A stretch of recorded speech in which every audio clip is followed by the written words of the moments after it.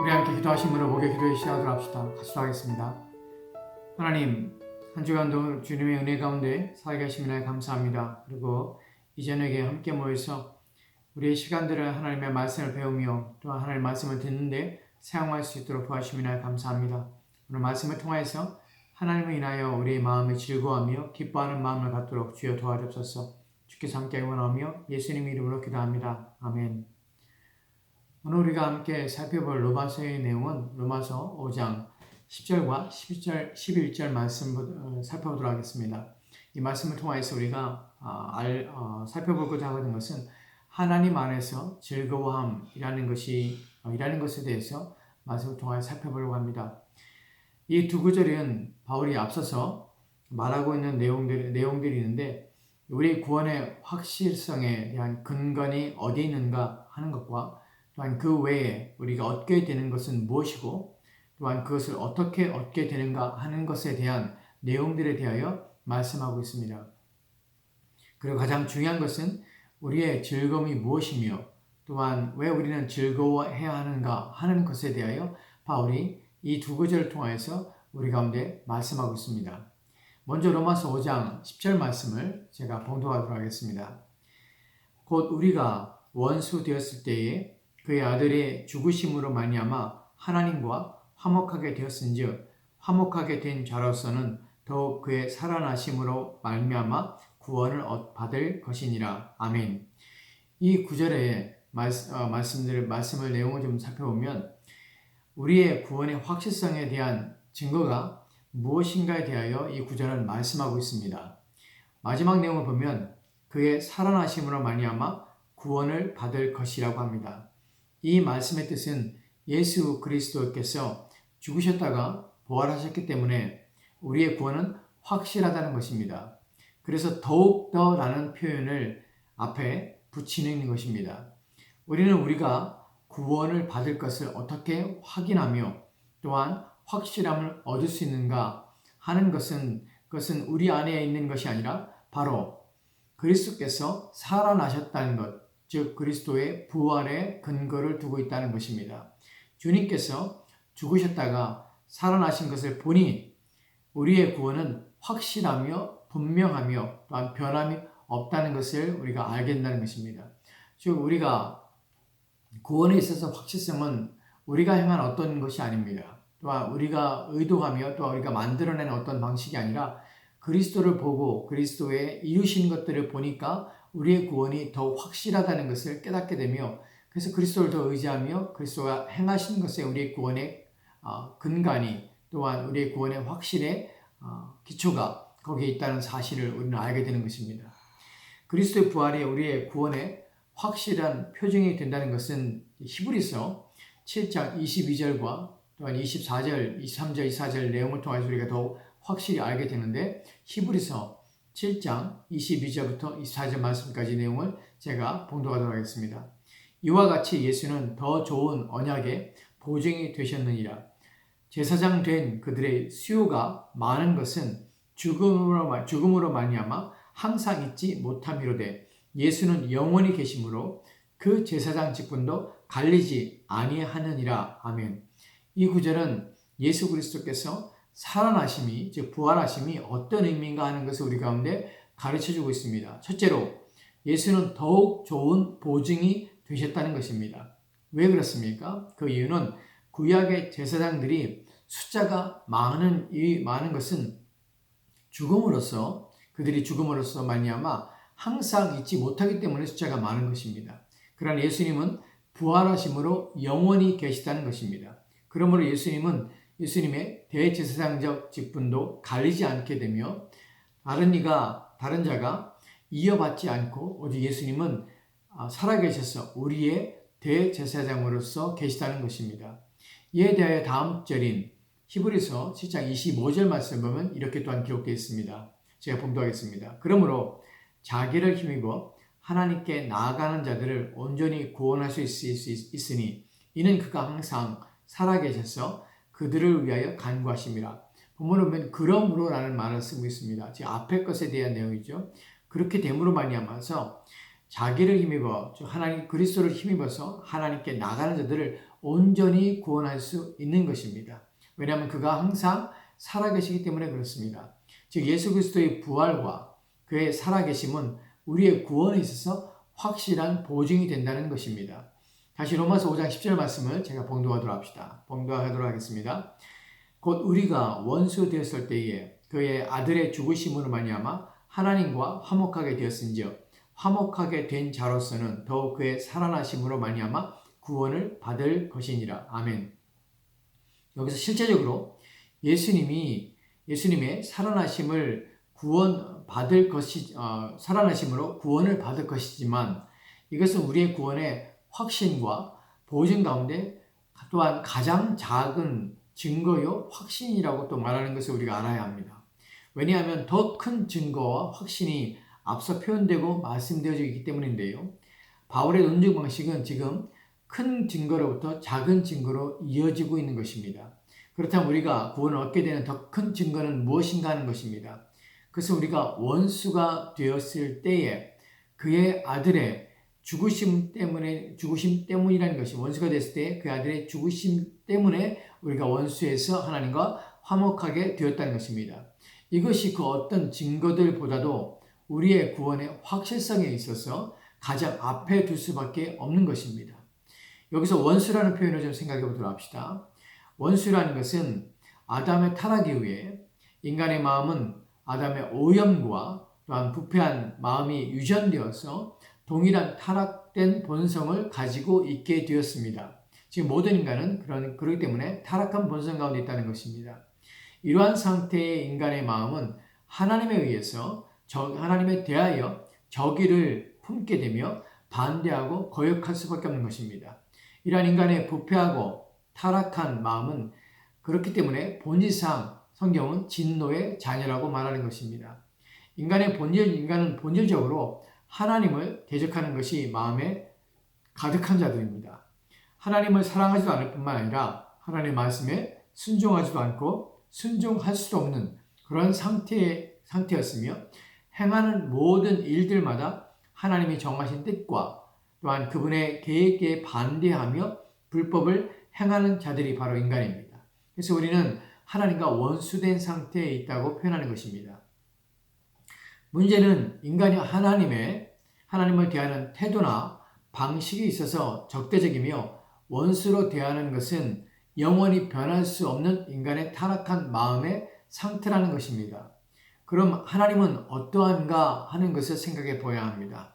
하나님은 죄의 지배 아래서 타락한 마음의 본성으로 하나님의 법을 어기며 대적하며 또한 적의를 품고 하나님께 나오지도 않을 뿐만 아니라 인정하지도 않으며 또한 믿지도 않는 이들을 향하여서 하나님 또한 인간을 원수로 여기셨다는 것입니다.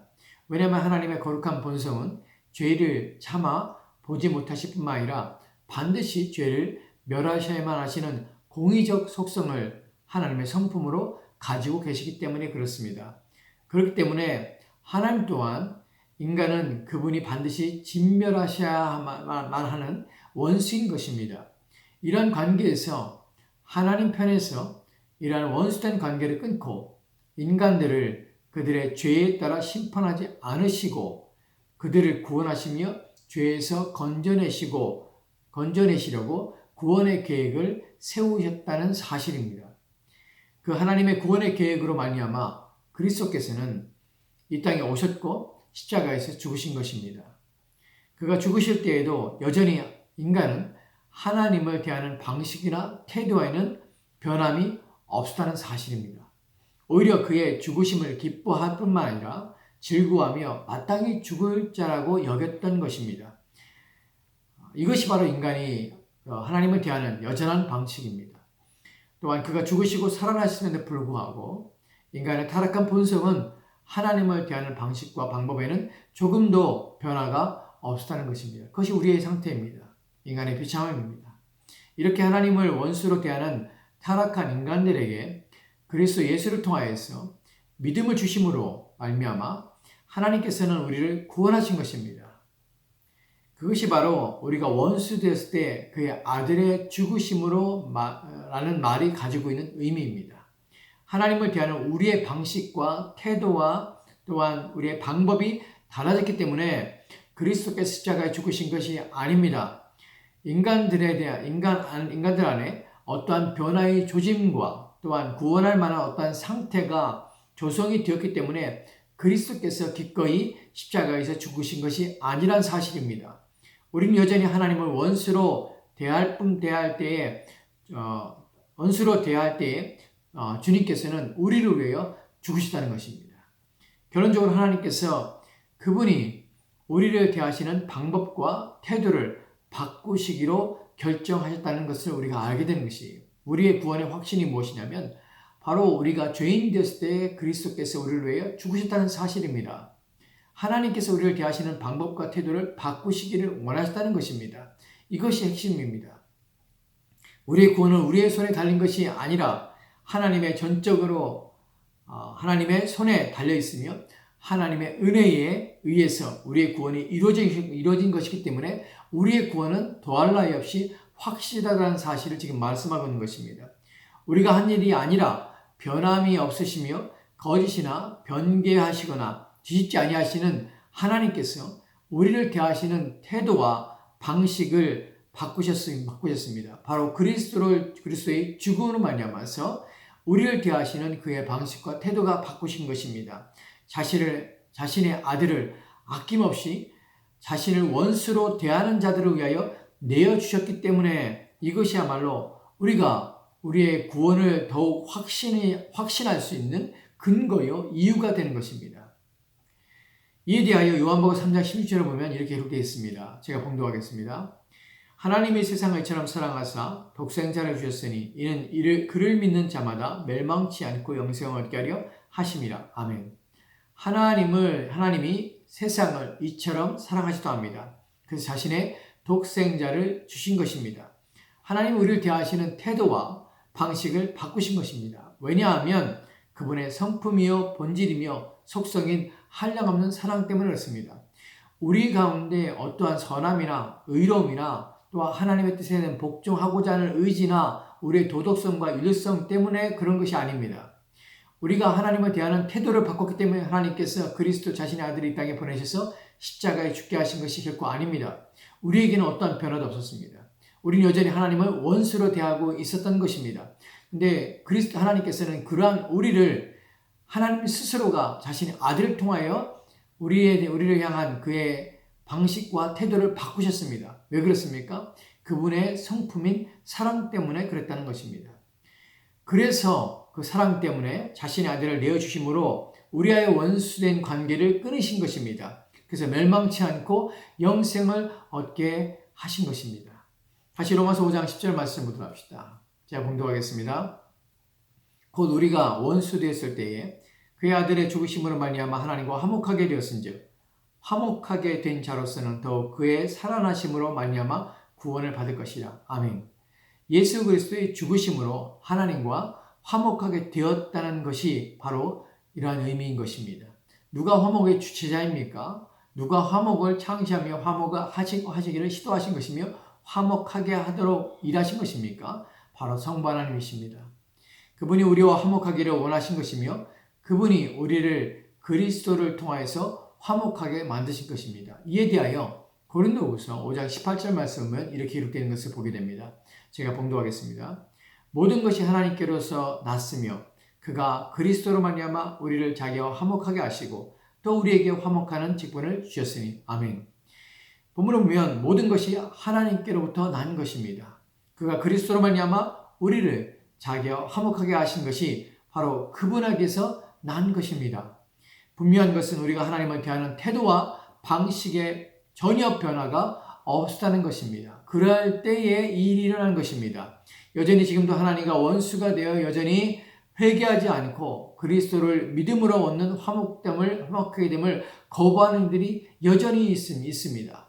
또한 여전히 하나님과 화목하게 되는 일을 믿는데 불구하고 여전히 그 믿음 가운데서 더욱더 하나님과 화목하게 되지 않으려는 죄의 오염으로 말미암아서 여전히 죄악 가운데 거하며 죄의 낙을 누리고자 하는 자들이 단 그리스도 안에 있습니다. 그리스도인 안에 있습니다. 그렇기 때문에 이 문제가 우리가 깊이 이해하고 깨달아야 되는 것입니다. 하나님께서 우리를 어떻게 화목하게 하셨는지, 왜 그렇게 하셨는지 하는 것에 대한 이해가 있고, 그런 말이면 우리가 어떠한 삶을 살아야 되는지를 생각해 봐야 되는 것입니다. 하나님께서 얼마나 큰 은혜를 우리 가운데 베풀어 주셨는지를 우리는 깊이 생각합니다. 이런 부분에 대해서 무지하며 또한 들으려 하지 않는 것은 하나님의 심판을 받아 마땅한 것이며, 또한 그들이 하나님의 진노를 받아 또한 하나님의 진노 가운데 놓이는 것이 당연한 것입니다. 다음 절인 고린도후서 5장 19절 말씀은 또 이렇게 기록된 것을 보게 됩니다. 제가 봉독하겠습니다. 고 하나님께서 그리스도 안에 계시사 세상을 자기와 화목하게 하시며 그들의 죄를 그들에게 돌리지 아니하시고 화목하게 하는 말씀을 우리에게 부탁하셨느니라. 아멘. 본문에 보면 곧 하나님께서 그리스도 안에서 계시사 세상을 자기와 화목하게 하셨다고 합니다. 그리스도께서 십자가에 죽으셨지만 하나님께서는 그리스도 안에 계셔서 세상을 자기와 화목하게 하기 위하여 자신의 아들을 죽게 하신 것입니다. 자신과 화목하게 하기 위해서 그렇게 하신 것입니다. 그 화목의 방식은 다른 어떤 방식이 있을 수 없기 때문에 오직 자신의 아들의 대속의 죽음을 통하여서 인간들이 지은 죄를 그들에게 돌리지 아니하시고 오직 자신의 아들에게 그 모든 죄책을 짊어지게 하셔서 죽게 하신 것입니다. 그러므로 말미암아 그리스도는 우리의 죽음을 죽으신 것입니다. 이러한 하나님으로부터 하나님께서 이루신 구원의 성취 때문에 우리는 즐거워하게 되는 것입니다. 로마서 5장 11절 말씀은 이렇게 기록되어 있는데 제가 봉독하겠습니다. 그뿐 아니라 이제 우리로 화목하게 하신 우리 주 예수 그리스도로 말미암아 하나님 안에서 또한 즐거워하느니라. 아멘. 그뿐 아니라 어떻게 해요? 본문에서 그뿐 아니라고 해서 이것으로 끝이 아니라는 것입니다.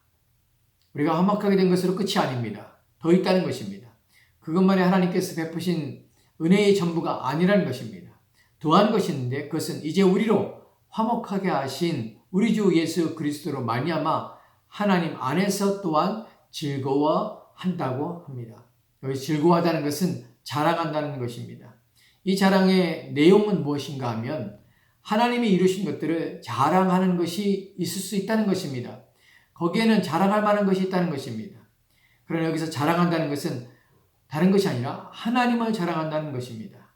하나님 자신을 자랑하는 것입니다. 하나님이 주시는 무엇 때문이나 또한 주실 무엇 때문에 우리가 받았으며 또한 받게 될 것을 자랑하는 것이 아닙니다. 물론 그것도 우리의 자랑입니다. 그러나 본문에서 말하고자 하는 것은 하나님 자체를 우리는 자랑하는 것입니다. 여기서 하나님 자체를 자랑하는 또 하나님 자체를 즐거워한다는 것에 대하여 웨스트민스터 소리문답에 우리가 보면은 인간의 제일 되는 목적이 무엇입니까? 하나님을 영광롭게 하며 영원토록 그를 즐거워하는 것이라고 말씀하고 있습니다. 바로 이러한 이유 때문에 우리는 하나님을 영원토록 즐거워하는 것입니다. 하나님 자체를 즐거워하는 것입니다.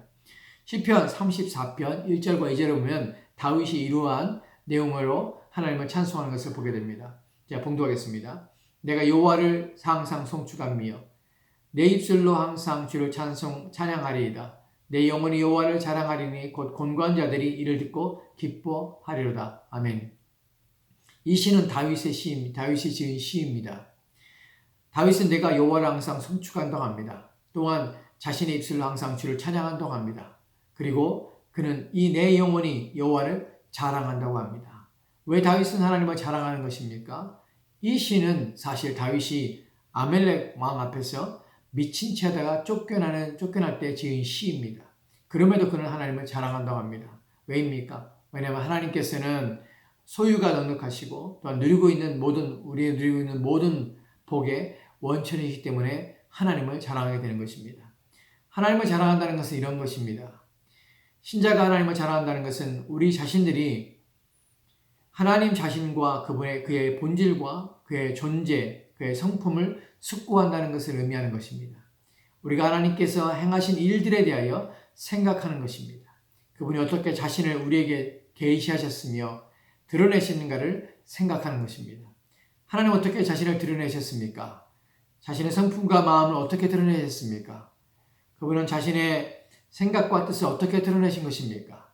바로 예수 그리스도 안에서 예수 그리스도를 통하여서 그분은 자신의 뜻을 드러내셨으며 또한 자신의 생각과 자신의 성품과 인격과 그분의 속성과 본질을 드러내시고 알리신 것입니다. 그렇기 때문에 우리는 그리스도 예수를 깊이 묵상하고 또한 그분에 대하여 깊이 알 때에 하나님을 자랑하게 되는 것입니다.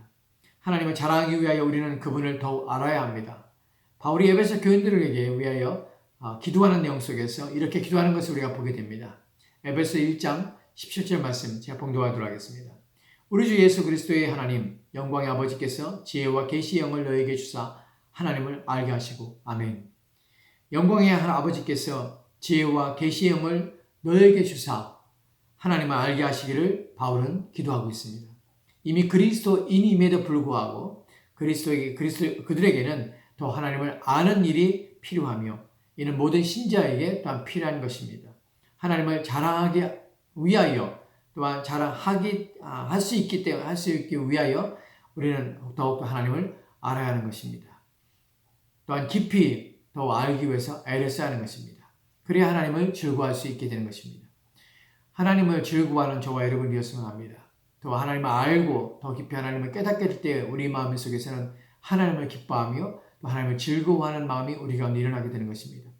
더 깊으신 하나님, 더 높으신 하나님, 그 영광스러운 하나님, 또 그분의 위엄과 또한 그분의 능력과 또한 그의 광대하심과 또한 그의 높으심에 대하여 우리가 더 깊이 이해함으로 말미암아 하나님을 자랑하며 우리 마음속에서 하나님을 즐거워하며 기뻐함이 넘쳐났으면 합니다. 같이 기도하겠습니다.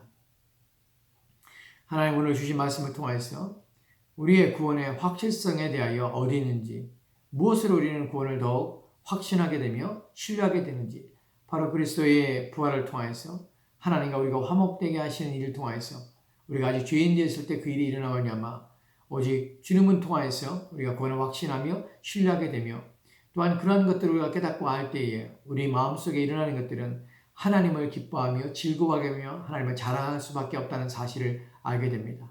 우리 마음에 이러한 하나님을 자랑하며 즐거워하며 기뻐하는 마음이 우리가 일어나도록 주여 도와주옵소서. 그러기 위해서 하나님의 성품과 속성과 또한 그분이 행하신 일들과 그분의 말씀을 깊이 이해하고 깨닫는 은혜가 우리 가운데 더욱 풍성하게 하게 하여 주시옵소서. 주께서 은혜를 더하시고 나오며 감사드리며 살아계신 예수 그리스도 이름으로 기도합니다. 아멘.